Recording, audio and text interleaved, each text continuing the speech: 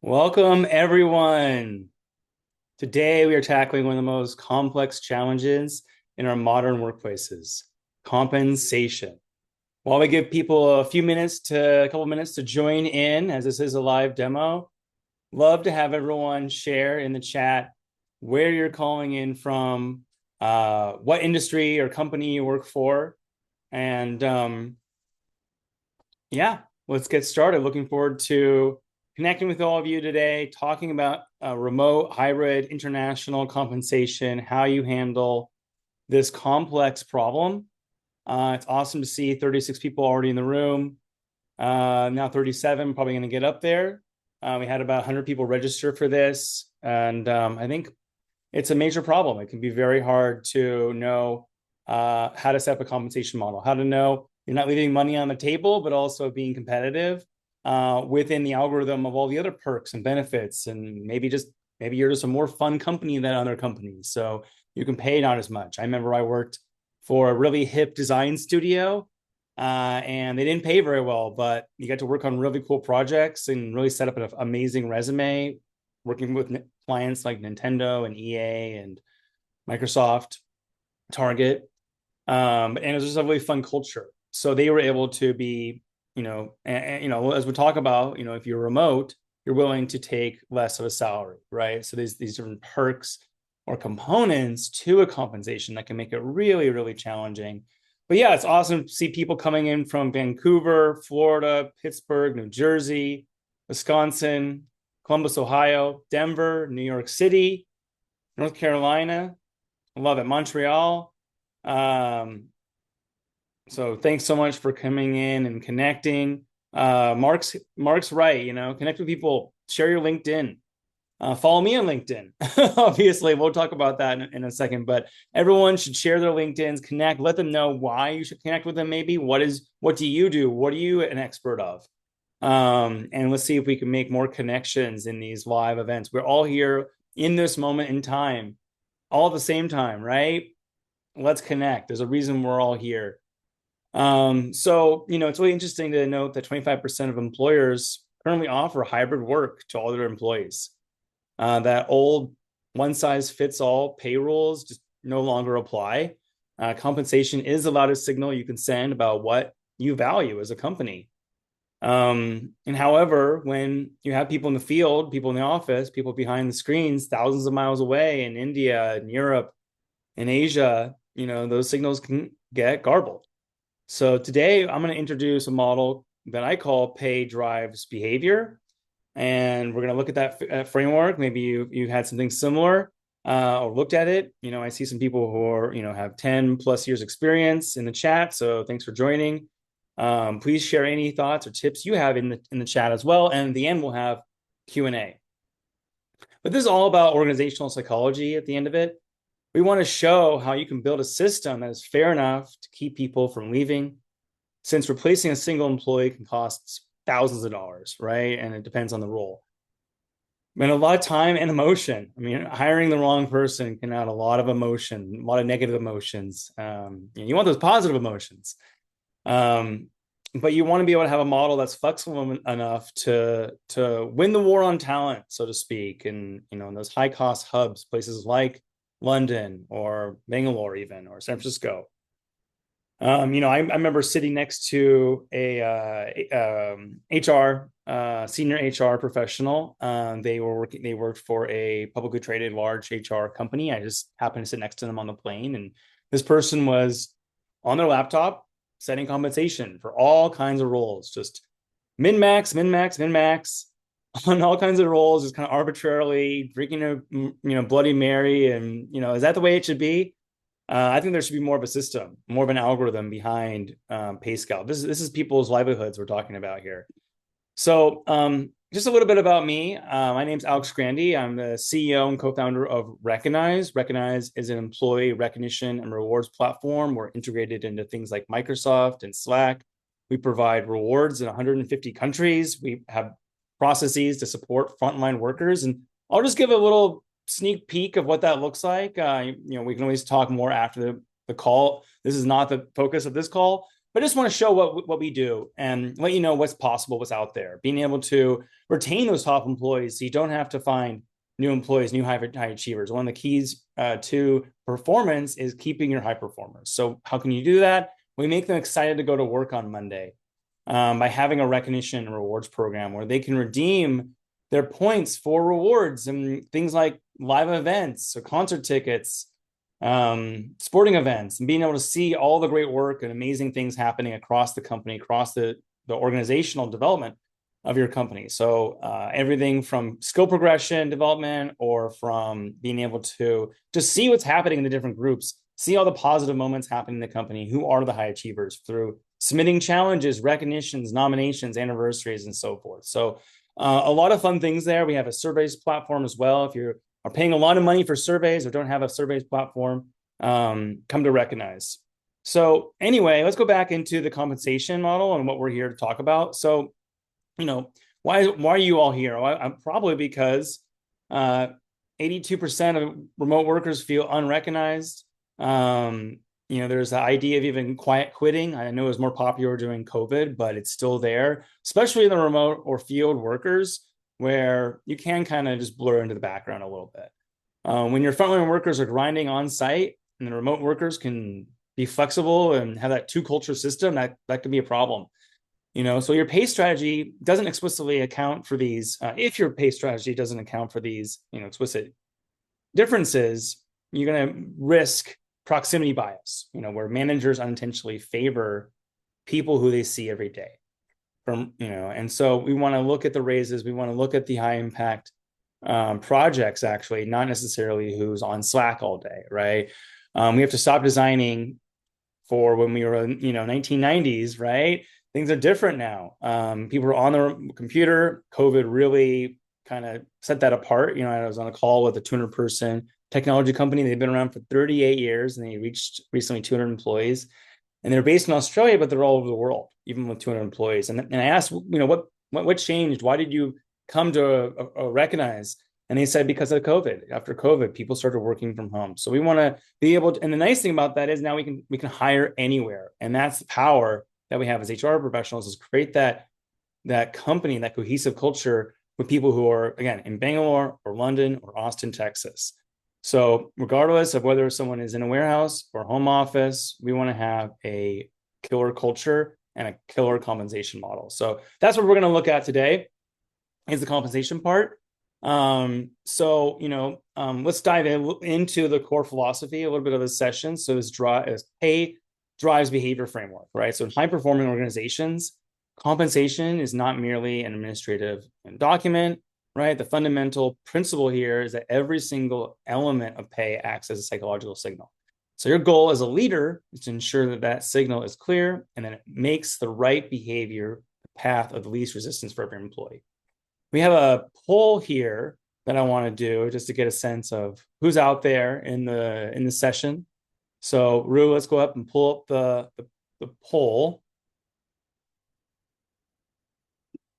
So how do you handle compensation now for your possibly international team?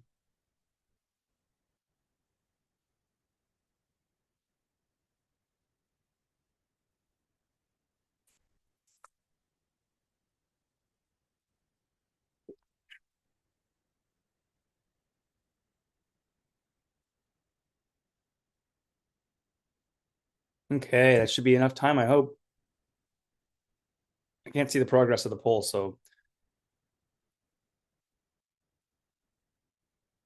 Okay, now look at that. 43% of people are just using spreadsheets, right? I love that almost as many people, about 30% almost, about 30% of people use software, and it's split between people who like it and then people who feel like it needs work. Pretty telling that 25% of you don't even have a consistent process. It can be so hard, really, don't feel bad. It can be so hard to create that cohesion across hiring managers and departments and things like that.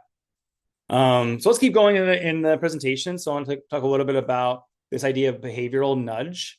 So we want to design our pay plans so that specific actions lead to pipeline growth or client retention or higher deal quality.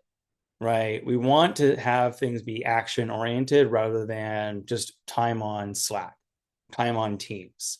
So, you can't, engineer a solution without first identifying the specific strategies or goals. So a focus on a rapid pipeline growth requires a completely different incentive structure, right, than a traditional incentive structure. Some companies are moving more towards, a 60-40 incentive model where there's a base salary and then there's some kind of performance plan beyond that. But that can be really challenging as well. But traditional models, they only reward gross revenue, and that can, backfire. What about specific things instead? So these are things we want to be considering. So pay models matched to revenue motions, right? So different roles require different behavioral signals. For high velocity transactional roles, think of the frontline sales, right, or the short cycle operations. Commission or high commission, works because they keep the focus on immediate output. But if you move towards enterprise deals with 12-month cycles, right, in the sales motion, then that fails because you're only getting commission once a year, right? So there's different things for different structures for different models. And you need a team-based or profit-based incentive to encourage the collaboration required to close complex deals. So for new territories or long ramp technical roles, right? Not just sales, but also technical roles. We often need to draw beyond the commission structure. But there's, as you can see, there's 4 different kinds of ways you can look at these things, and these are all tools in your toolbox. At the end of the day, you want to provide that safety net so people aren't worrying about their next paycheck. So as far as geographic strategy, this is the most challenging part, right? Where around 62% of our HR peers have already pulled the trigger on geographic pay policies. Where and also it's interesting to note that about 2/3, a little bit more than 2/3 of employees actually expect that, right? That they understand that, the pay in New York City is different from the pay in Montana or, Texas versus California. I'm in Washington versus California. California has income tax. That's 10% of your income, just by living in California. It's a beautiful place. I see why people do it. I was there. So the question isn't so much if you should adjust, but how, and there's different strategies we're going to go through in this session. So you can balance those two competing forces, the desire for, maximum accuracy, right? Local market salaries versus being able to have something simple. So maybe more region based. So we're going to talk about those. So the first one is localized pay, right? So, Kristen will be sharing the recording and also the presentation as well, which has, a lot of text I'm not reading, but you can show the presentation even without the video. We have another question right now. Might as well just jump into it. How many people are using, for the group? Yeah, I love for people to share. Thanks, Mark. Mark should join more of our webinars. Local market pay, right? So local market pay is the most sustainable long-term financial model, but, because it ensures purchasing power equity, right? So if you pay $50,000 in London, but then let's say 39,000 in Manchester, north of London, smaller town, those employees might actually have the same living standard, right? I have business partners in California. I'm up here in Washington. He gets paid more than me. We have the same salary technically, but he gets paid more because he's living in California with that income tax.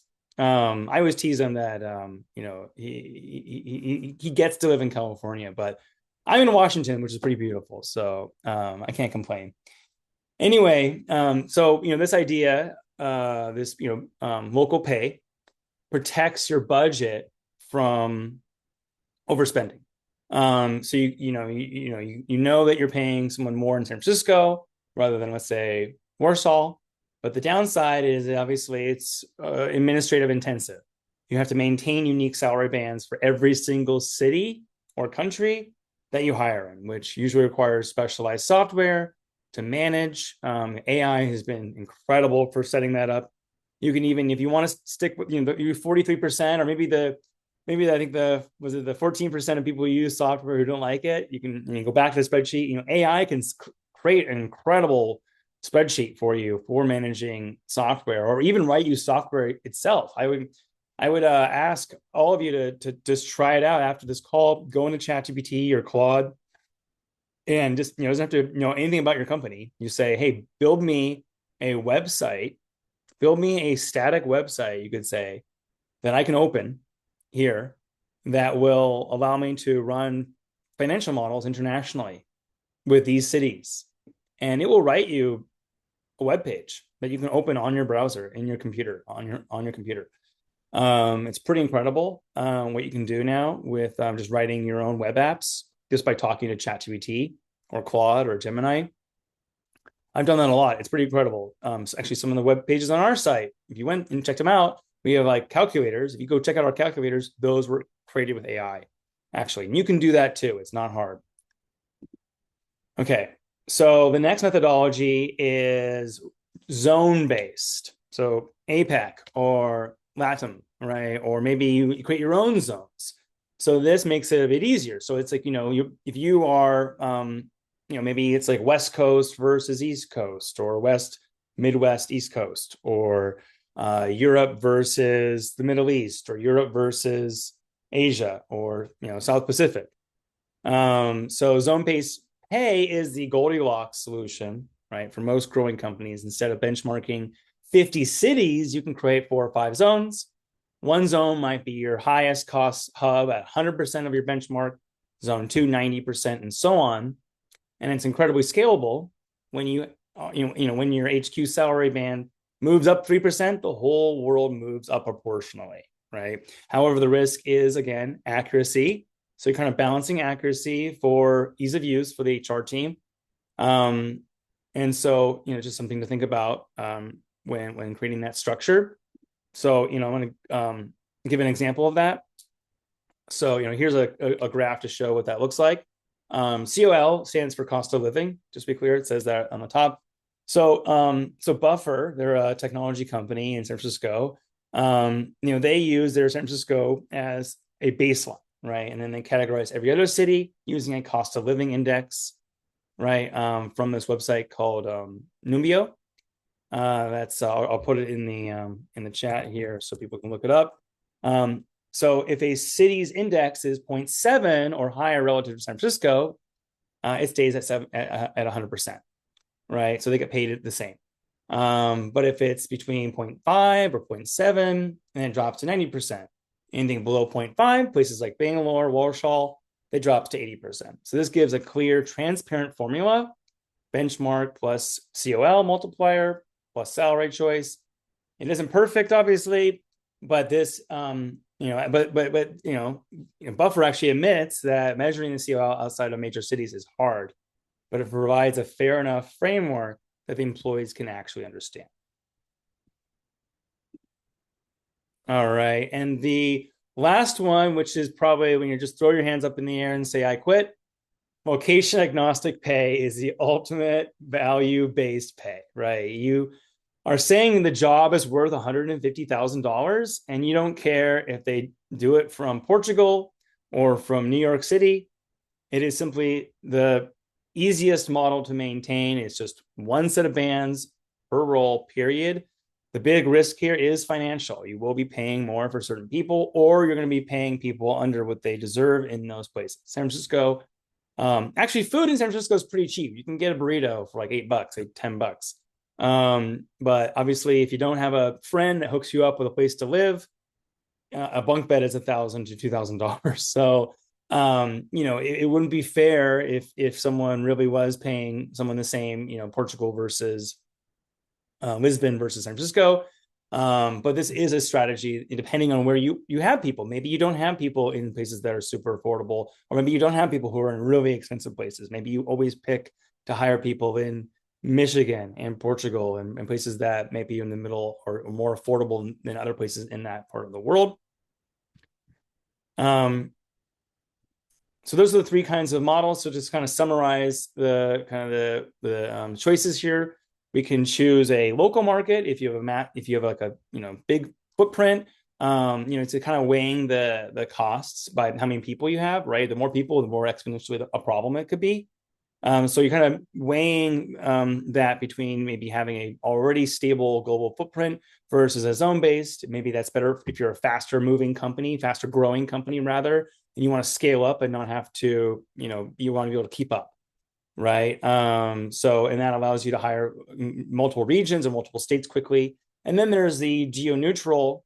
Only if your talent really, it's more of a rarity that you have people in different places, and you just want to get the best person no matter where they are. Like, when I review actually it's interesting to go on Upwork.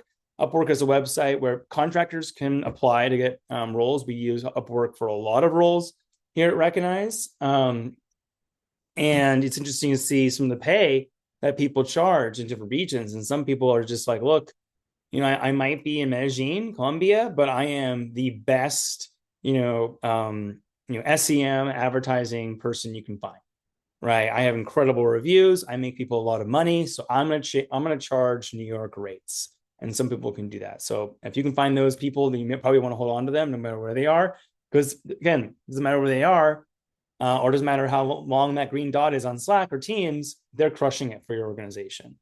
And it's interesting to know also that Gen Z has reported that 67% of Gen Z is willing to relocate for work. But they just want to know exactly what's going to happen if they do change to a different place. I think all of us do. So decoupling pay from visibility. I've been touching on this a little bit. So I just want to go a little more deeper on this idea of the invisible worker. So, as we touched on earlier, only 23% of hybrid workers are engaged because they feel disconnected from leadership. And so that's kind of a paradox here that remote workers actually earn more than the office workers, because not only are productivity working from home, I think is true. The economists found that remote workers, the only thing that they really lack is that kind of synergy, that kind of ideation that you get being in a conference room, or that after work pint, or going out to lunch together. This is when spontaneity, ideas happen. But other than that, for individual contribution and work, remote workers are flat out more productive. And people who work remotely, they might be just simply better at negotiating their terms. But the average remote worker, they're missing out on that coaching, that informal recognition, that water cooler time. And so to fix this, we have to decouple pay from visibility by using objective analytics, focusing on things like collaboration patterns, actual output, not just simply who's around. So to make this work, we need results-based culture. We want to train our managers to hold weekly conversations, signaling on goals rather than time on screen, and customer value, right? Not just attendance. So if a remote worker hits all of their milestones, but isn't on Microsoft Teams 24/7, that's a win because they're actually probably focusing rather than just responding to every message that comes through immediately that may not even be involving them, as we see, right? We need to standardize opportunities is what I'm trying to get on a soapbox and say. If you're only going to give high impact projects to the person sitting next to you, you're creating an equity gap that will eventually lead to your best remote workers from leaving. Checking on time here. All right, so we're going to do another poll, and then we're going to go into some examples of salaries in different places.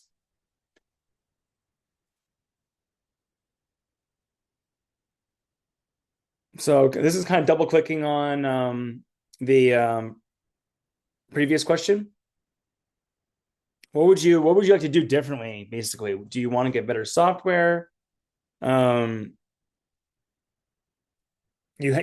want to keep your software, but it is not useful. You're happy with the spreadsheets, or just in general, you're happy. Or you're somewhat happy with the spreadsheets, or lastly, you're happy with your current process.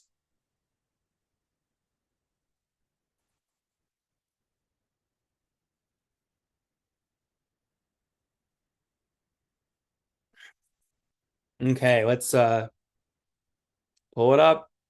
And the survey says Okay, very interesting. So, 20% of you, want better software. That's really interesting to me as someone who builds HR software.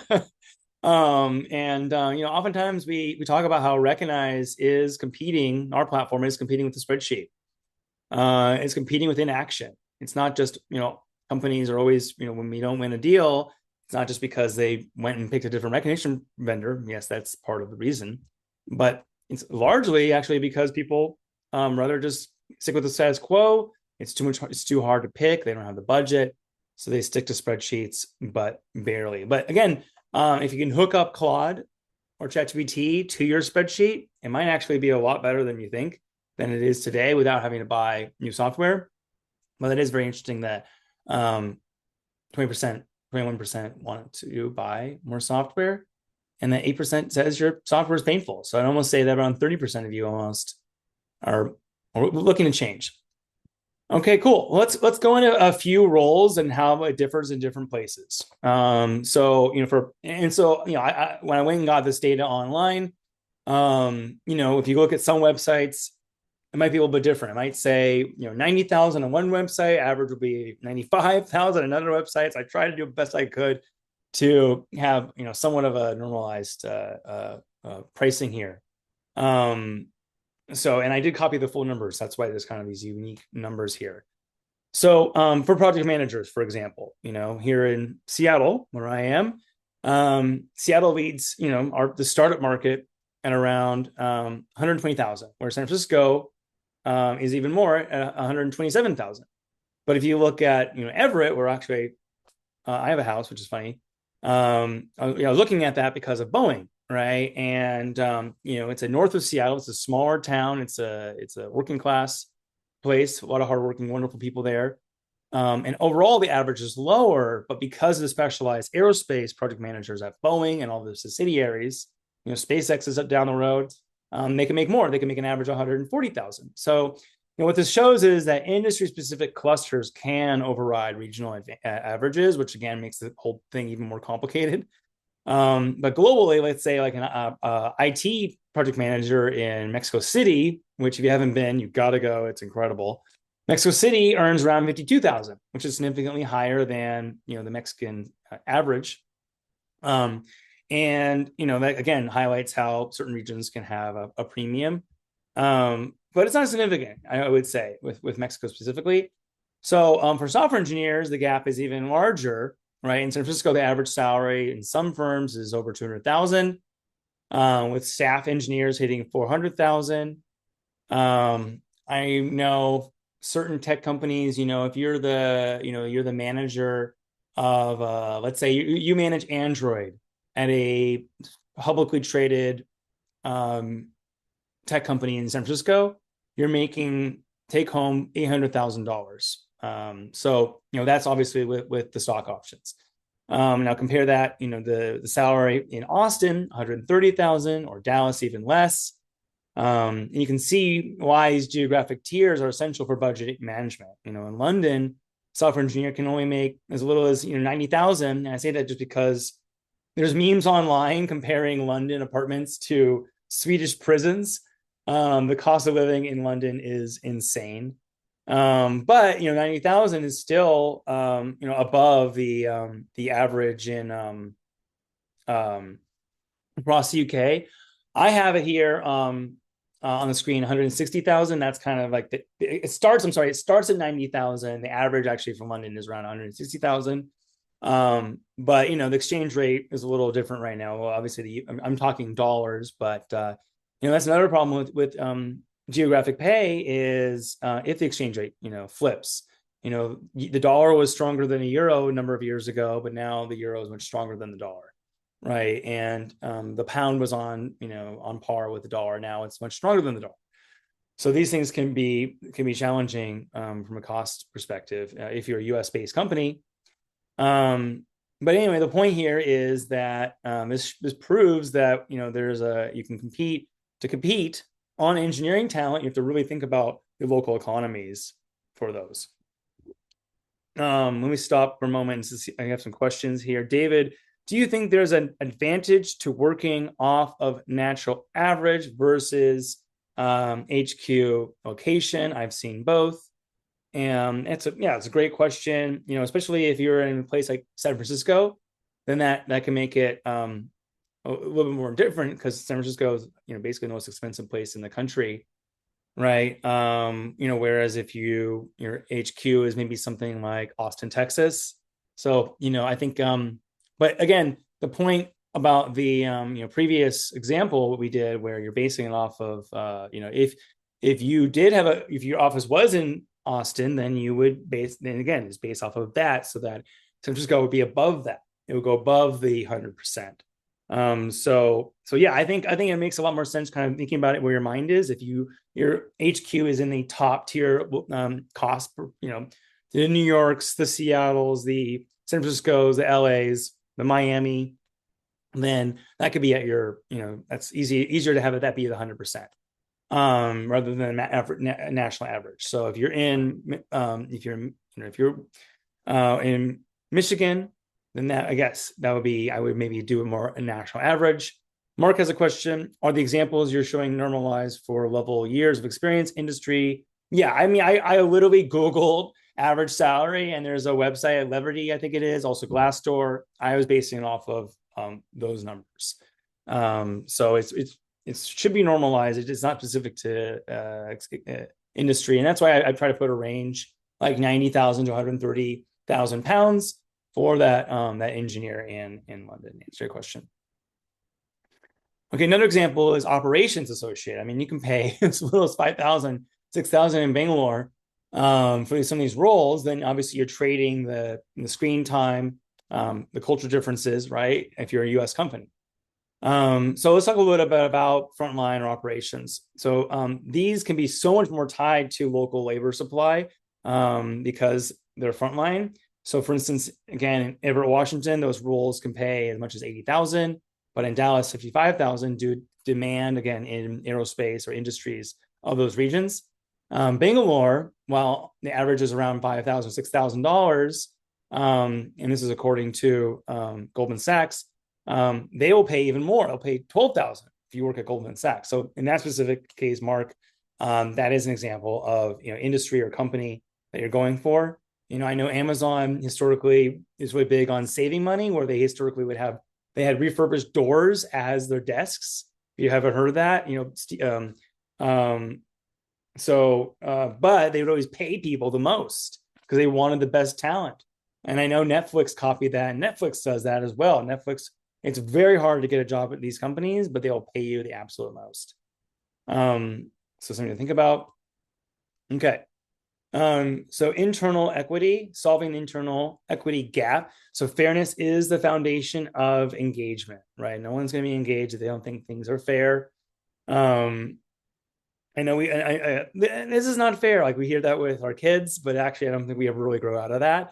Anyway, 70% of the global workforce are frontline, and over 75% of them are currently reporting burnout. So 75 of the 70%, that's a big chunk of our workforce is feeling burned out, right? And when these workers see remote, when these frontline workers are seeing remote workers getting higher market adjusted salaries while they're stuck in cost of living bumps, that engagement can collapse. So we really want to be looking at everyone in our organization fairly and equally with those pay increases. Organizations with a documented, transparent compensation philosophy see 40% higher perceived fairness. So how do I know about that tech company I mentioned? I didn't want to say who it is, but how do I know that person makes $800,000 a year? Because I asked my friend who works there, and he looked it up in their transparent compensation structure in their wiki. So you don't have to pay everyone the same, but you do want to explain exactly why people are being paid differently, right? And I think I was at the Great Place to Work conference a few weeks ago in April, and the Delta CEO spoke, and he said after COVID, after a certain point, he said everybody back in the office, everybody. And that's because they have largely a frontline worker company. It wouldn't be fair if certain people get to work from home and certain people just can't. So he said, everyone, we all are on one team. We're all coming back to work together. So, okay. Anyway, governance. So this is your defense strategy. You need to have a job architect, or maybe you put that head on yourself, that all levels are objective, right? That an associate in marketing is not going to be the same as associate in engineering, right? So without salary bands, individual managers are going to be the ones that are going to end up making those ad hoc exemptions. So we talked about, I think it was 8% of people, they don't have any system at all, right? That's kind of what you're experiencing, I think. And this will, eventually destroy your budget and your internal equity. So, global firms now, more than now than ever, are creating a center of excellence, or a COE, and for compensation, to ensure that manager in London and a manager in Austin are making consistent decisions. All right. Compensation shouldn't be something that you just set it and forget it, right? You're going to need to revisit this and put it in the calendar. It's so easy to just not have things in the calendar and then they get thrown to the wayside. Schedule those quarterly events, those annual events with your team, right? So like for instance, in 2025, inflation was about 2.4. Now it's at about 3.3, right? And we're seeing salary increases around 3.6. So that means salaries are only just keeping up barely with the pace of living, right? Or going just slightly beyond it.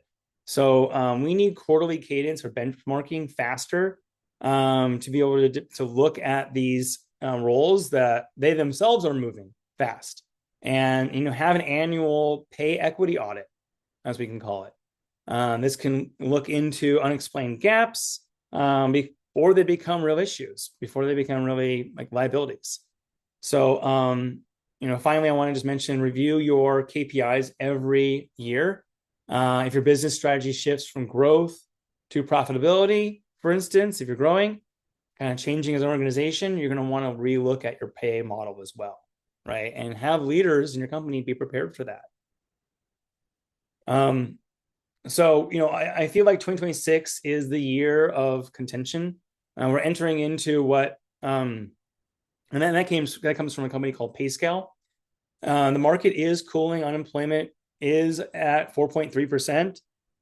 We are seeing job hugging, where employees are staying not because they're happy, but because they're scared. Let's be honest with ourselves about that, but we don't want this to mask the risk. So, if 56% of our frontline workers are living paycheck to paycheck, we need to pull back on equity. We need to pull back on that equity analysis and take a look at that. We don't want to be destroying trust that you spent so many years building with some of your most devoted employees, right? So we want to double down on transparency and, again, be honest to where people are at financially. Another example from the conference from the Delta CEO is that, given that so many people of his team are frontline and how many people in this country, I don't remember the exact percentage, but how many people don't have $1,000 in their bank account? If something came up and they needed $1,000, they don't have it. They have to return to family members or a credit card or a personal loan. So what Delta did was they put in, along with their other compensation models, they gave every single person in their company $1,000. And if you have, 2 million employees, that would be $2 billion. I can't remember the exact numbers of employees, but it came out to being hundreds of millions of dollars they put aside so that every employee at Delta has $1,000. And they put it in a high yield savings, so it grows. If you don't touch it, it actually grows. But if you need it, you need to buy a new washer dryer. It's there. And I thought that was really a cool thing that they did as part of the compensation model at Delta. Awesome. Where are we at? Yeah, we're coming towards the end. Oh, we are at the end. Awesome. I want to get to 10:40 here Pacific time. So we're just about wrapping up. So we covered a lot here, but this is your roadmap. To kind of summarize, we want to decouple pay from visibility, measure outcomes. We want to pick a geographic model that works for us, like zone-based pay, and stick to it until you need to transition because you've become a larger company, or maybe you contracted, And then third, we want to invest in technology so that if you do want to go global and have city-based pay, you're going to want to invest in some kind of technology, go beyond the spreadsheet, check out Claude, check out Gemini, see if you can connect them. You may not be able to due to your company's AI policies at the moment. But reach out to us. We'd love to learn more about you, about how you like to use software to better handle pay. We are looking at as a new product offering here at Recognize. We do have some fun events coming up. I wanted to let Jess highlight those. Jess, you want to share the office hours and other events? Yes. Hi, everyone. We are having office hours. This is a great opportunity for you to bring any recognition questions to myself and David, who is our recognition solutions consultant, happening on this Thursday, May 14th at 2 p.m.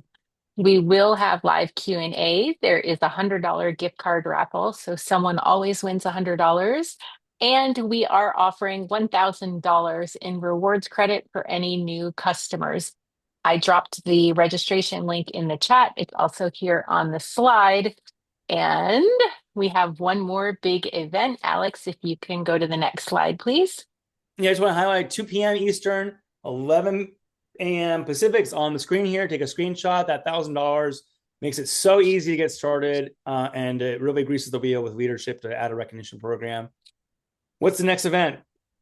Our next event is our next webinar, Stop Measuring Everything. Find your HR North Star metric for your distributed team will be Thursday, May 21st at 1 p.m. Eastern or 10 a.m. Pacific. Alex will be leading this, and I will drop the registration link in the chat. You also can see it right there on the screen. And if you follow Recognize's LinkedIn profile, you will stay up to date and be invited to all of our webinars. And you also have the added bonus of seeing all of the snippets, which are the gold nuggets that are released from every single webinar that we do. Well said. And I think we have so please come to that. It's gonna be a lot of fun. It's next week. And then come to our office hours. It makes it so easy to check out Recognize. There's no one-on-one commitment or anything like that. You're just checking it out, just like this webinar, and you can passively check it out, see if it's something important to you. But yeah, conversation is very interesting to me. We might be experimenting with new products using AI to be able to help people have a conversation model that doesn't have to be connected to a massive HR system, right?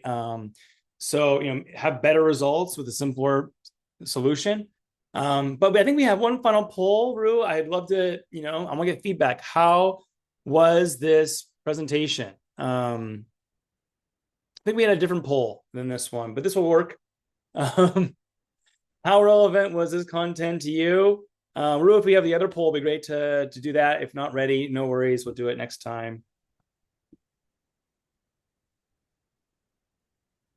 And I'm going to stop sharing my screen. Thanks everyone for coming. Rue, do we have the other poll or is it just this one?